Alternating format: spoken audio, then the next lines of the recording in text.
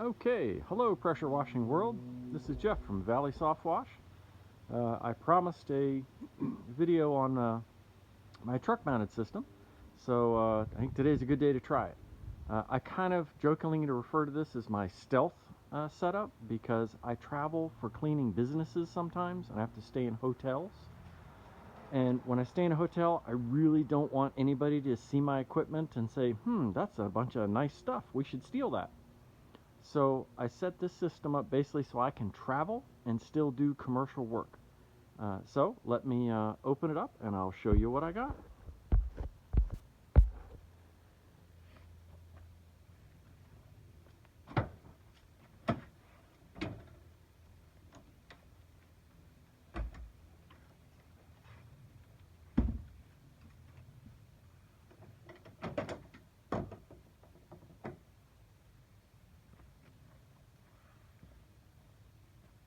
All right, and there it is in work mode. I'm going to pull the camera off of the tripod as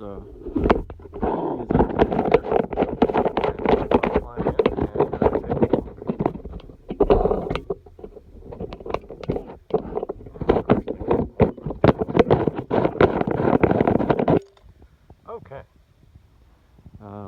First off, for us old guys, this is cool. This is a very inexpensive tailgate ladder from Amazon, and it makes getting into the truck for us older folks a whole lot nicer. And it just pops off the tailgate and just lays right there, and it makes people like me able to just walk up onto the bed. Okay, we start off at the back. General hose pump reel, 200 feet. Two 100-foot pieces with a quick coupling in between so I can segregate them if I need to. 100-foot garden hose seems to be enough. I can always park close to where I gotta go. This is my tank drain. So when I leave the job, I can just throw that ball valve there and drain out my tank. We've got a 4 gallon a minute 4,000 psi belt drive pressure washer. I had to find a base that was low enough. I had some space issues to make this fit.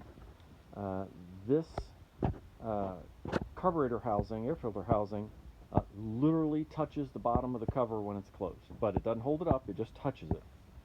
So it took me a while to find a base unit that I could glom together to make it work.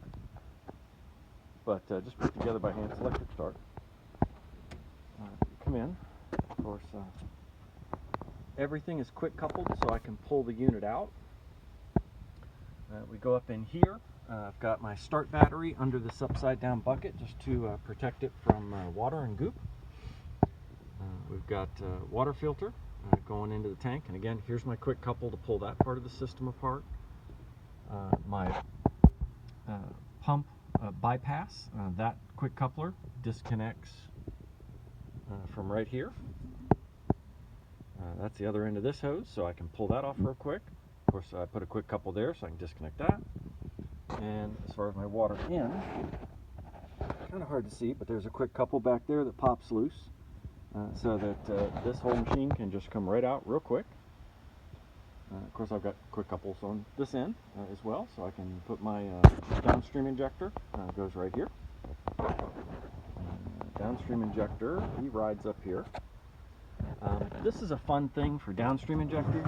The little ball in there on mine seems to get gummed up a lot, even though I rinse them all the time.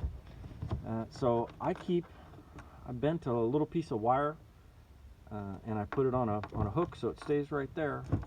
And if my downstream injector doesn't seem to be working, I just pull this hose off and stick that little metal probe down in there, and I move the ball around a little bit, and it's usually stuck up against the washer. And then once I do that, just jam the hose back on and good to go. But I decided to actually make one for all my ball valve injectors, all my chemical injectors, and I just keep one clipped to all of them. So really handy little tool, just a little piece of wire that I bent around a piece of pipe and stuck it on here. But handy to have. We've got a 50-gallon tank with a Hudson float valve in the center. This is my intake Hudson float valve under there. And in the tank, I think I get about 45 gallons of water before it shuts itself off. It shuts off right up here near the top of the tank. So a lot of water, but I really like having the bypass constantly flow into the tanks. It really saves your pumps and just makes me feel better. And that's the bypass line coming in here, just dumping back in the tank. I always keep an extra 100 foot of pressure washing hose with me.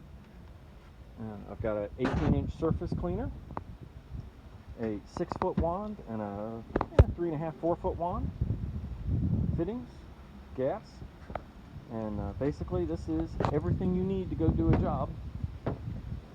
And I put bleach in 5-gallon carboy buckets, and I can mix it for downstream or shoot it straight if I need it hot.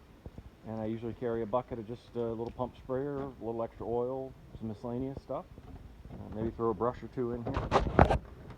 But basically, this rig is set up right now to go to work as is, and it all fits under the cover, and it rides around real easy in the truck, and I use this all the time.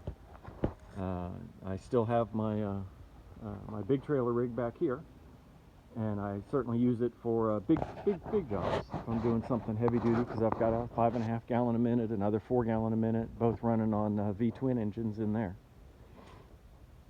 But there's a lot of places you get in tight driveways, hilly roads, go back in the country, washing fences, doing stuff that you just can't haul stuff around. Trailers are just inconvenient. This little stealth rig really does a great job, and it's just not a bad backup too. You know, if anything goes crazy, you got a rig in your truck ready to rock and roll at a moment's notice. And I actually carry a 3 gallon a minute pump if I travel far away from home. I've got a little 2700 psi 3 gallon a minute pump that I actually set on the floor right there and take with me, and I set up a couple of quick connections on it so it can just plug right into where this one plugs in case this 4 gallon fails on me while I'm at a job site.